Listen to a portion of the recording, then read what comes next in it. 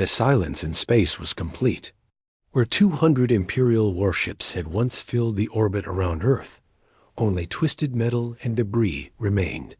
The battle that was supposed to end human independence had lasted exactly 7 minutes and 34 seconds. President Helen Carter stood in the secure command room beneath the White House, looking at the tactical displays that showed the aftermath of humanity's first victory against an alien empire. 18 damaged Imperial ships hung powerless in Earth's gravity, their crews either dead or captured. "Mr. President," General Hayes said quietly, "Admiral Morrison is requesting permission to proceed with the next phase." Helen nodded. The battle was over, but the real work was just beginning. Earth had won this fight, but the Zephyrian Empire controlled hundreds of worlds across the galaxy. When this fleet failed to return home, more ships would come looking for answers. Admiral Morrison activated the communication array on New Horizon Station. The powerful transmitters had been built using Imperial technology captured decades ago, but human engineers had improved their range and clarity far beyond the original alien designs. "This is Admiral Morrison of Earth Defense Command," he began, speaking into microphones that would broadcast his message across the galaxy. "The Zephyrian Imperial fleet that came to conquer our world has been destroyed. Any future aggressive actions against Earth or humanity will be met with immediate and overwhelming force." The message was transmitted using captured Imperial communication frequencies, ensuring that every alien civilization in the sector would receive it. But Morrison was not finished with his announcement. "To any species listening who have suffered under Imperial rule, know that the Empire can be defeated. Earth stands ready to assist those who wish to resist Imperial expansion and reclaim their freedom." Dr. Lisa Parker led the interrogation teams working with captured Imperial personnel. The aliens were shocked to learn that humanity had been deliberately hiding their technological capabilities while studying Imperial methods for 40 years. "You deliberately made your planet appear primitive," War Marshal Kethver said during his questioning. "Your cities, your military bases, even your space program, all of it was fake." "Not fake," Lisa replied calmly, "just incomplete. We showed you what we wanted you to see while we prepared our real defenses. Every Imperial probe that visited our system gave us more information about your technology and tactics. The captured aliens revealed information that confirmed humanity's worst fears. The Zephyrian Empire had been expanding unchecked for over 1,000 years. They had conquered hundreds of worlds using the same tactics they had tried on Earth. No species had ever successfully resisted their initial assault until now. Paul Hayes coordinated the deployment of human ships to strategic positions throughout the solar system. Using navigation data captured from Imperial vessels, Earth's hidden fleet began moving to locations where they could intercept any future alien attacks. Captain Steve Collins took command of the first human ship to leave the solar system. His vessel, disguised as a simple exploration craft, carried advanced sensors and communication equipment. His mission was to make contact with other species who might be willing to join humanity in resisting the Empire. "Remember," Admiral Morrison told him before departure, "we are not conquerors. We are liberators. Find species who want to be free and offer them our help." The response to Earth's message came faster than anyone expected. Within hours of the broadcast, human communication stations began receiving transmissions from across the galaxy. Species after species reached out, some asking for help, others offering assistance, and many simply wanting to confirm that the mighty Zephyrian Empire had actually been defeated. Colonel Amy Foster established contact with a species called the Kelari, who had been fighting a losing guerrilla war against Imperial occupation for 50 years. Their message was brief but hopeful. "We have weapons and ships hidden throughout our system. If Earth can provide tactical support, we can drive the Empire from our world. Engineer Bobby Lewis worked with teams of scientists to reverse engineer captured Imperial technology. The human engineers discovered that while alien science was advanced, it was also surprisingly standardized. The Empire used the same basic designs across all their ships and weapons, making them predictable and vulnerable to countermeasures. Their technology is more advanced than ours, Bobby reported to Admiral Morrison, but they stopped innovating centuries ago. They rely on overwhelming force rather than tactical superiority. We can use that against them. Commander Tony Hughes received orders to lead a fleet of human ships to assist the Kalari Rebellion.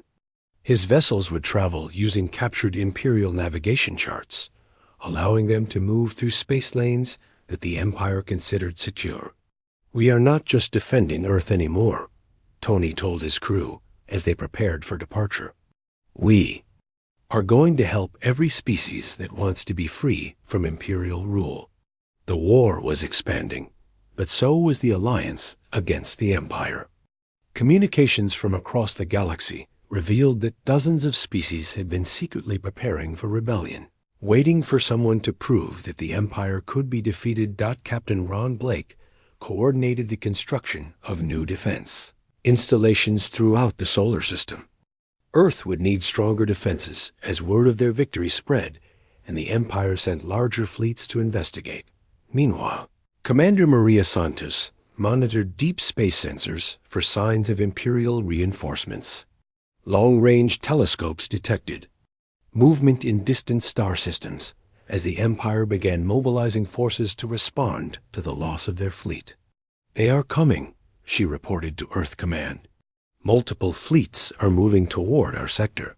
Estimated arrival time is 6 months." President Carter authorized the expansion of Earth's military production. Factories that had been hidden underground for decades began operating at full capacity, building ships and weapons using technology learned from captured alien vessels. Message to the galaxy was clear. Earth would not be conquered, and neither would any species that stood with humanity. The Zephyrian Empire had dominated the galaxy for 1,000 years, but their reign of terror was ending. Admiral Morrison looked out at the stars from his command station, knowing that humanity had just taken its first steps into a much larger universe. The invasion that was supposed to destroy Earth had instead awakened a sleeping giant. The galaxy would never be the same. War Marshal Kethvar sat in his cell aboard the captured Imperial flagship, listening to reports of rebellions breaking out across the Empire. Species that had been conquered centuries ago were rising up, inspired by humanity's victory and supported by Earth's advanced technology. "How did you know we would come?" he asked Captain Collins during one of their conversations. "We didn't know when," Collins replied, "but we knew someone like you would eventually find us. We prepared for the day when we would have to choose between freedom and slavery. We chose freedom." The former War Marshal realized that humanity had done something no other species had ever accomplished. They had turned the Empire's greatest strength, their predictable conquest methods, into a fatal weakness. Earth's defenses had been primed, not just with weapons and shields, but with knowledge, patience, and the determination to remain free. The Imperial invasion had lasted only minutes, but its consequences would reshape the galaxy for generations to come. The Imperial Armada was dying. In just 4 minutes of combat, War Marshal Kethvar had watched 60% of his fleet get torn apart by weapons he did not understand. The humans were fighting with technology that should not exist, using tactics that violated everything the Empire knew about primitive species. "Status report." He shouted over the alarms blaring throughout his flagship. Smoke filled the bridge as damaged systems sparked and failed around him.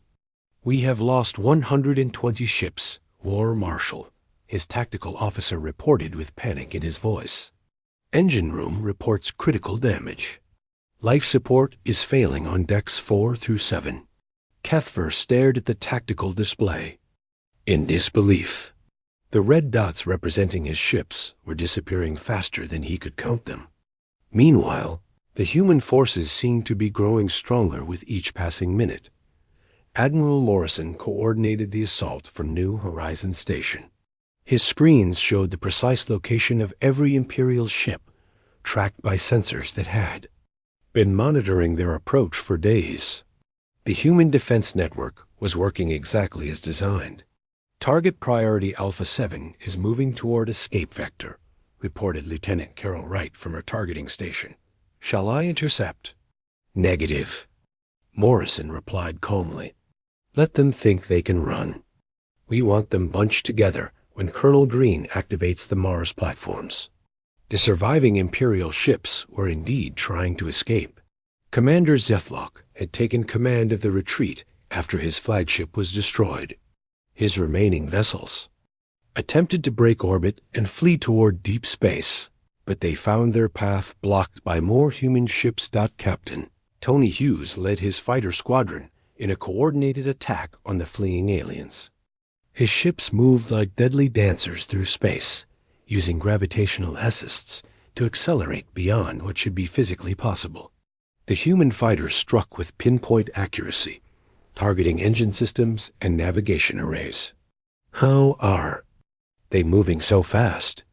Zethlock screamed as another human fighter appeared directly in front of his ship and fired a kinetic round through his bridge viewport. Their acceleration rates are impossible. Engineer Bobby Lewis smiled as he monitored the communication jamming systems. The aliens were trying desperately to call for help, but their messages could not penetrate the quantum disruption field that surrounded the entire battle zone. No one in the Zephyrian Empire would know what happened here until it was far too late. Colonel Danny Green gave the order to activate the Mars orbital platforms. The massive installations had been hidden for 30 years, disguised as asteroid mining operations. Now they revealed their true nature as the most powerful weapons humanity had ever built. The platforms unfolded like mechanical flowers, each one the size of a small city. Their particle beam arrays charged up with energy drawn from fusion reactors, buried deep inside the planet Mars. When they fired, the beams could cut through an Imperial capital ship from nose to tail in less than 2 seconds. Firing solution locked on remaining command ships, reported Green's weapons officer. All platforms ready to fire. Execute, Green commanded. The beams struck the fleeing Imperial ships with devastating precision. Each shot was carefully calculated to cause maximum damage while leaving enough of the ship intact for capture. Humanity needed those vessels for the next phase of their plan. War Marshal Cuthbert felt his flagship shudder as another human weapon tore through its hull. His bridge crew was dead or dying around him, and the ship's main reactor was approaching critical failure. In all his years of conquest, he had never imagined that a primitive species could fight back so effectively. Surrender signal incoming from the lead Imperial vessel, reported Major Linda Davis from her Earth Command Center. They are requesting terms. Admiral Morrison considered the request. The battle had lasted exactly 6 minutes and 42 seconds. The Imperial armada that had come to conquer Earth was now reduced to 18 barely functional ships, and perhaps 3,000 survivors out of an original force of over 50,000. Tell them to power down all weapons and prepare to be boarded, Morrison replied. Any ship that fails to comply will be destroyed immediately. The human victory was complete, but the most important work was just beginning. Captain Steve Collins led the boarding parties that secured the surviving Imperial ships. His teams had trained for years using captured alien technology, and they knew exactly how to disable Imperial systems without damaging the vessels. Dr. Lisa Parker coordinated the capture of alien personnel for interrogation. The humans needed to learn everything they could about the Zephyrian Empire, its military capabilities, and its plans for future expansion. This battle was just the beginning of a much larger conflict. Commander Maria Santos monitored deep space, sensors for any sign of Imperial reinforcements. The quantum communication jammers had prevented the fleet from sending distress signals, but there was always a chance that another alien force might investigate when this fleet failed to report back. "No contacts beyond the Jupiter orbital zone," she reported. "We have complete control of the local space." Engineer Bobby Lewis began the process of analyzing captured Imperial technology. The human engineers had been studying alien science for decades, but they had never had access to so many complete and functional starships. This technology could advance human civilization by centuries. War Marshal Kethvar was taken prisoner aboard his own flagship. As human soldiers escorted him to a detention cell, he could not stop thinking about what had just happened. His empire had been expanding across the galaxy for over 1,000 years. No species had ever successfully resisted an Imperial assault. Now he understood why.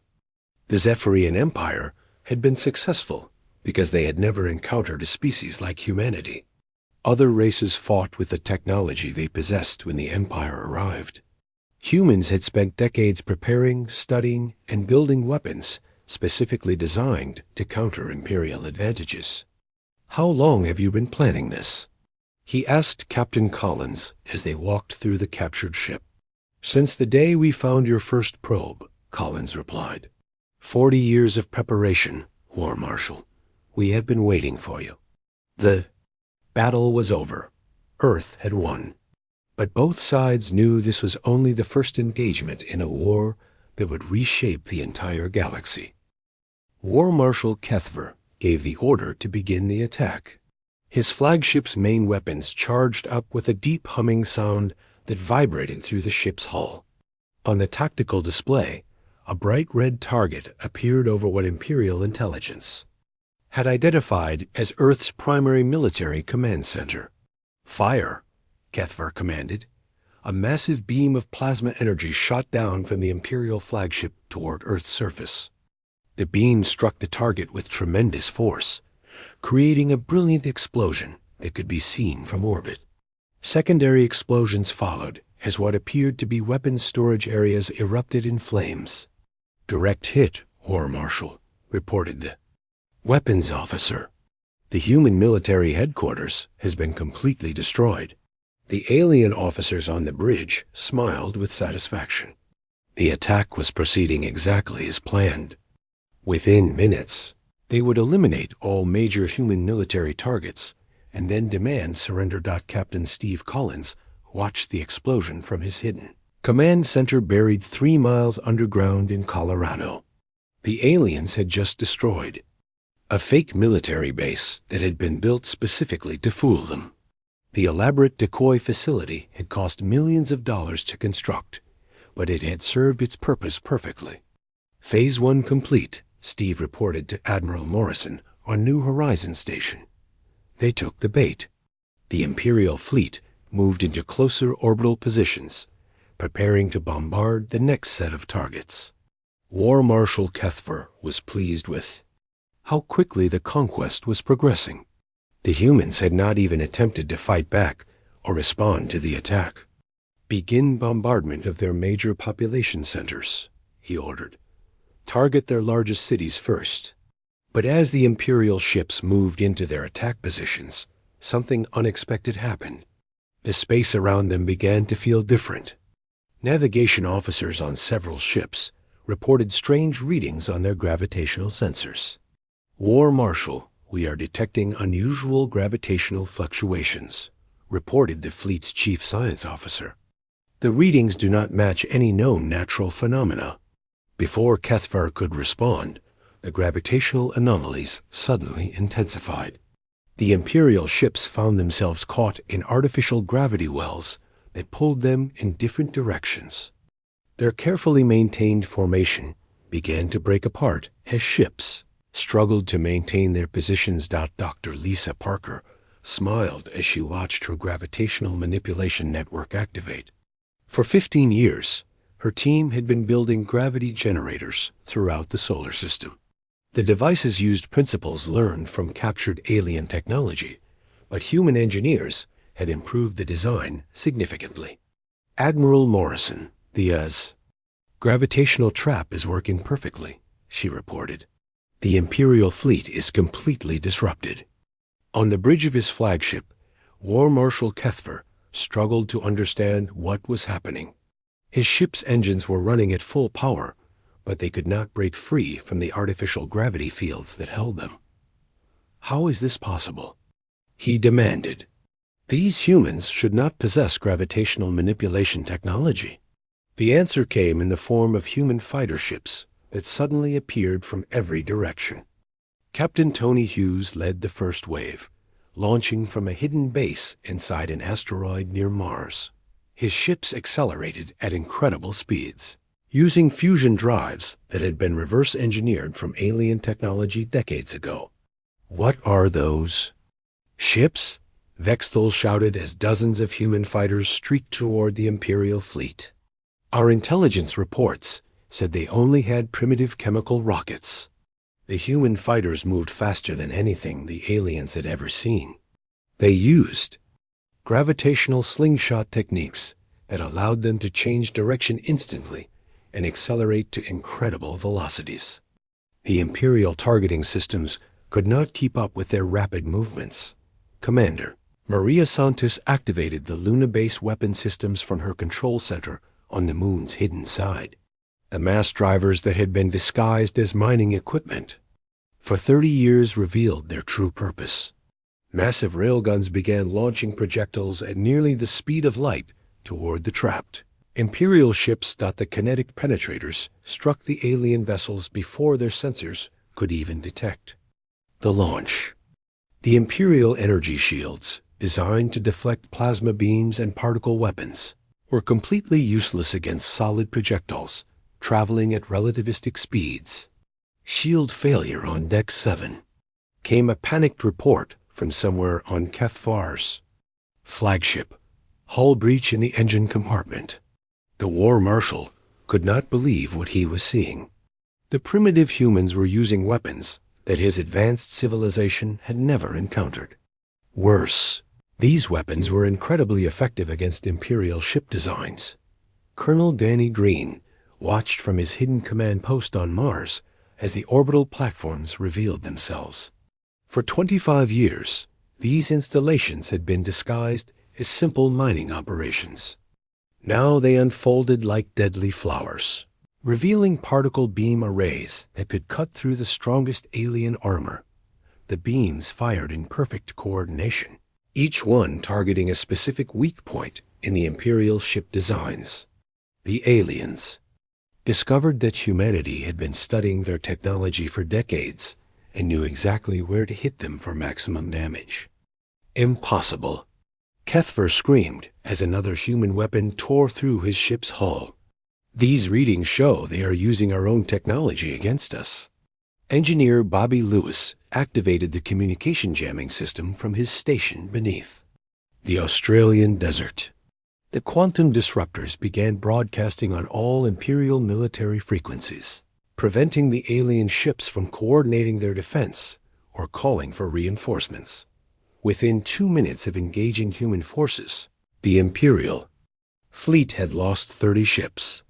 The remaining vessels tried desperately to break free from the gravitational traps, but every movement only exposed them to more human weapons. Major Linda Davis coordinated the final phase of the attack from her Earth-based command center. Hidden installations all over the planet revealed themselves as their disguises fell away. Particle accelerators that had been built inside mountains fired their deadly beams into space. Fusion missiles launched from underground silos, their warheads programmed with detailed knowledge of Imperial ship weaknesses. The War Marshal realized with growing horror that his fleet had flown directly into the most sophisticated military trap in galactic history. The humans had not just been hiding their technology, they had been studying Imperial methods for decades and preparing countermeasures for every possible attack. All ships emergency retreat. He ordered, but the communication jamming prevented most of his fleet from receiving the command. The trap had been sprung, and there was no escape. War Marshal Cuthver stood on the bridge of his flagship, watching the blue planet grow larger on the main screen. Earth looked exactly like the intelligence reports had described it. Small cities scattered across the surface, primitive energy, signatures, and no sign of advanced space defenses. He had conquered 47 worlds for the Zephyrian Empire, and Earth would be number 48. The planet appeared to be even easier than most. His long-range scanners showed that humans had barely managed to build a few space stations and some basic satellites. Their technology seemed to be at least 300 years behind Imperial standards. Fleet Admiral Vexthil, what is your assessment? Cuthver asked the tall alien standing beside him.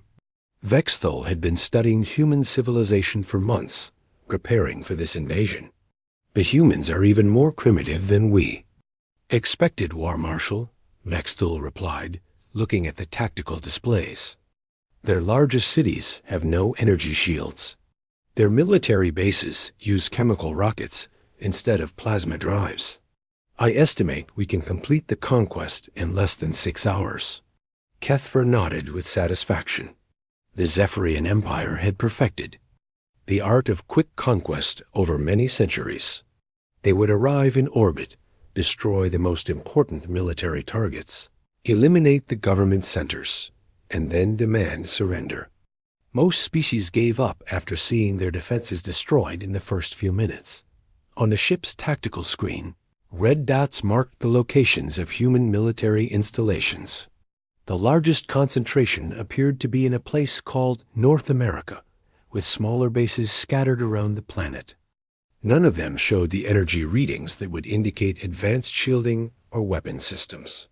Their space navy consists of perhaps 20 ships, said Commander Zethlock, the fleet's intelligence officer. Most appear to be cargo vessels or research ships. We detected no battleships or carriers in orbit around their planet. The alien officers laughed at the idea of humans trying to fight back with such primitive technology. The Imperial fleet carried 200 warships, each one capable of destroying an entire human city with a single shot. Their energy shields could deflect any weapon that humans might possess. What about their ground forces? Cuthver asked. Approximately 50 million soldiers spread across their planet, Zethlock replied. But they use projectile weapons and chemical explosives. Our battle armor can easily stop their most powerful weapons. A single Imperial battalion should be able to control an entire human continent. Meanwhile, deep beneath the Rocky Mountains, Lieutenant Ben Adams listened to every word the aliens were saying. His team had been monitoring Imperial communications since their fleet entered the solar system. The translation software, built from captured alien technology, converted their language into English in real time. Ben smiled as he heard the aliens discussing human weaknesses. They had no idea that their communications were being intercepted and decoded.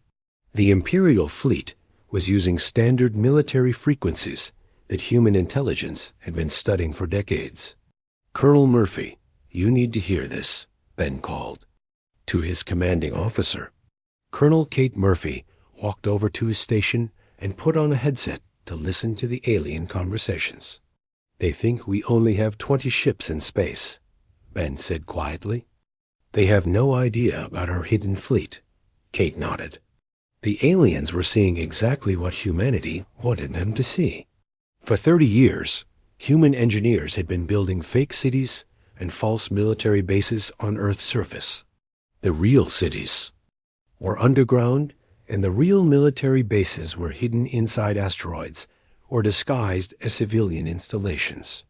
What about our orbital platforms? Kate asked. They think those are weather satellites, Ben replied with a grin. Their scanners are not detecting the weapon systems at all. Our stealth technology is working perfectly. The Imperial fleet continued toward Earth, completely confident in their assessment of human capabilities. War Marshal Kethver reviewed. The battle plan one more time. He would position his ships in high orbit and begin bombardment of the largest human cities. After destroying their government centers, he would broadcast a surrender demand on all human communication frequencies. How long until we reach optimal firing position? He asked his navigation officer. 2 hours, War Marshal, came the reply. All ships are maintaining formation, and our shields are at full power. Kethver was already thinking about his next conquest. The Empire had identified 12 more primitive worlds in nearby star systems. After Earth was conquered, he could move on to those planets and add them to Imperial territory. Back on Earth, Colonel Kate Murphy sent an encrypted message to all hidden military bases around the world. The message was simple but important. The aliens were following exactly the attack pattern that human strategists had predicted. Every part of their plan was working out at the same time. Admiral Morrison on New Horizon Station was coordinating with the hidden fleet scattered throughout the solar system. Captain Steve Collins and his ship were positioned near Mars, disguised as a mining vessel. Captain Tony Hughes was hiding his battle group behind one of Jupiter's moons. There were dozens of other ships waiting in carefully chosen locations. Aliens had no idea that humanity possessed faster-than-light communication technology. While the Imperial fleet still relied on radio signals that took minutes to travel between ships, human forces could coordinate their actions instantly across the entire solar system. Fleet Admiral Vex Thule was reviewing target lists when his communication officer received an unexpected message. Sir, we are getting a transmission from Earth. It appears to be some kind of greeting. Put it on the main screen. Vexthal ordered. The transmission showed a human male in a simple military uniform. The person identified himself as General Hayes of Earth Defense Command. He spoke slowly in what the aliens assumed was the primitive human language. Welcome to our solar system, the human said. We hope your visit will be brief and peaceful. Earth extends greetings to the Zephyrian Empire. The alien officers laughed at what they saw as a pathetic attempt at diplomacy. They had no way of knowing that General Hayes was actually buying time for the final preparations of Earth's defense network. Shall we respond to their message, War Marshal? Vexthal asked. No, Kethver replied. We will give them our answer with plasma cannons. Begin the attack as soon as we reach firing position. The Imperial fleet moved into its final approach, completely unaware that they were flying directly into the most sophisticated trap in galactic history. Admiral Jake Morrison stared at the glowing screen in front of him. The numbers were changing again. For 3 months now, the deep space sensors had been picking up strange readings from the outer edge of the solar system. Something big was coming toward Earth, and it was not natural. He rubbed his tired eyes and looked around the command center of New Horizon Station. The orbital platform floated silently above Earth, hidden from most scanning systems by advanced stealth technology. To anyone watching from space, it looked like just another piece of space, junk left over from the early days of human space exploration. Dr. Lisa Parker walked over to his chair, carrying a data pad filled with new information. She had been working for 18 hours straight, analyzing the signals they kept receiving from deep space. Her team had been trying to decode the alien transmissions for weeks now. Admiral, you need to see this, she said quietly. Her voice carried the weight of someone who had discovered something terrible. We finally broke their communication code. They are not explorers or traders. They are a military fleet. Jake took the datapad and read the translated messages. His face grew pale as he understood what the aliens were planning. They called themselves the Zephyrian Empire, and they had come to conquer Earth. The messages talked about human beings like they were animals to be captured or destroyed. How many ships? He asked. At least 200, Lisa replied. Maybe more. Their fleet is massive, Jake. Bigger than anything we have ever seen. Jake nodded slowly. He had been expecting this day for a long time. 40 years ago, when he was just a young officer, humanity had captured their first alien probe. The government had kept it secret from the public, but they had learned enough from that small ship to understand that Earth was not alone in the universe. More importantly, they had learned that humans were not the most advanced species out there. He pressed a button on his control panel and opened a secure communication channel to Earth. The face of General Paul Hayes appeared on his screen. Paul had been Jake's friend since their military academy days, and now he controlled Earth's most important secret project. "Paul, it's time," Jake said simply. "They are coming." General Hayes nodded from his underground command center, buried deep beneath the mountains of Colorado.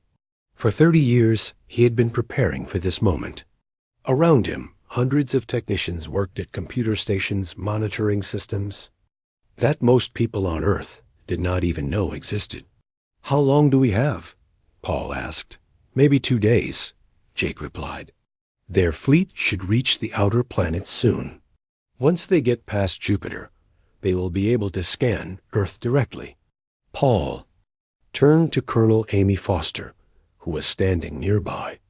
Amy had spent her entire career working on humanity's hidden defense network. She knew every secret base, every hidden weapon, and every decoy installation that had been built over the past 4 decades. "Amy, send the activation signal to all units," Paul ordered. "Tell them this is not a drill." Amy's fingers moved quickly over her keyboard, sending coded messages to military bases around the world. But these were not the bases that appeared on any public map. These were facilities that had been built in secret, hidden underground, or disguised as civilian buildings in 6 different continents. Buried command centers received the signal and began powering up systems that had been waiting for decades to be used. These installations controlled weapons that could destroy entire fleets of spaceships, but they had never been tested in real combat. Captain Ron Blake received the message at his station beneath the Pacific Ocean.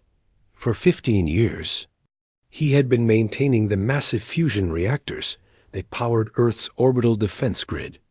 Most people thought the grid was just a collection of weather satellites and communication relays. They had no idea that each satellite contained enough firepower to destroy a city. Ron's team of engineers had spent years creating fake cities and false industrial centers on Earth's surface. From space, it looked like humans were still using primitive technology to power their civilization. The real human cities were hidden underground, protected by energy shields and surrounded by automated defense systems. Meanwhile, in space, Captain Steve Collins floated in the zero gravity of his command ship. His vessel looked like an old cargo hauler from the outside, but inside it contained technology that was 50 years ahead of anything the public knew about. His ship was one of hundreds hidden throughout the solar system, waiting for the moment when Earth would need to defend itself. Steve's crew had been living in space for months, pretending to be simple asteroid miners while actually maintaining a network of hidden military bases. These bases were built inside asteroids and powered by fusion reactors that had been reverse engineered from alien technology. Back on Earth, President Helen Carter sat in the secret command room beneath the White House. She had been briefed on the alien threat years ago when she first took office, but she had hoped this day would never come. Now she had to make the decision that would determine whether humanity survived as a free species. "Mr. President," General Hayes said through the communication system, "all defense networks are coming online. We are as ready as we will ever be." Helen looked at the displays showing Earth from space. To alien eyes, the planet looked defenseless. The major cities were visible and unprotected. The military bases looked outdated and weak. It was all part of the plan that human leaders had been developing since the first alien probe was captured. General Hayes "You have my authorization to proceed with Operation Hidden Shield," she said formally. "May God help us all." Around the world, systems that had been sleeping for decades began to wake up. Weapons that could tear apart starships powered up their energy cells. Shields that could protect entire cities activated their force field generators. And deep space sensors that could track objects millions of miles away began searching for targets. The alien fleet was still days away, but humanity was no longer the primitive species the invaders expected to find. Earth's defenses were already primed and waiting.